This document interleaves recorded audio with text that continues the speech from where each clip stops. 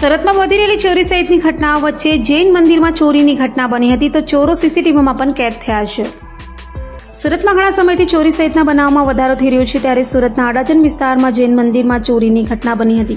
અડાજણ ખાતે આવેલા જૈન મંદિરમાં બે ઈસમો પ્રવેશ્યા હતા અને મંદિરમાં મૂર્તિ પર લગાવેલા આભૂષણની ચોરી કરી ભાગી છૂટ્યા હતા. તો ચોરો સીસીટીવીમાં કેદ થયા હોય જેને લઈ પોલીસને જાણ કરાતા અડાજણ પોલીસ કાફલો ઘટના સ્થળે પહોંચ્યો હતો અને ગુનો નોંધી તપાસ હાથ ધરી હતી. તો મંદિરમાં ચોરી થતા ભક્તોમાં રોષ જોવા મળ્યો હતો.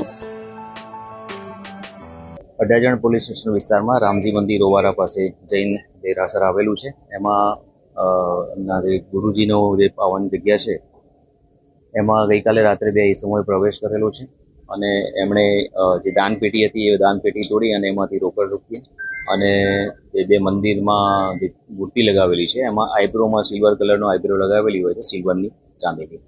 તો બે આઈબ્રો લઈ અને ચોરી કરેલી છે.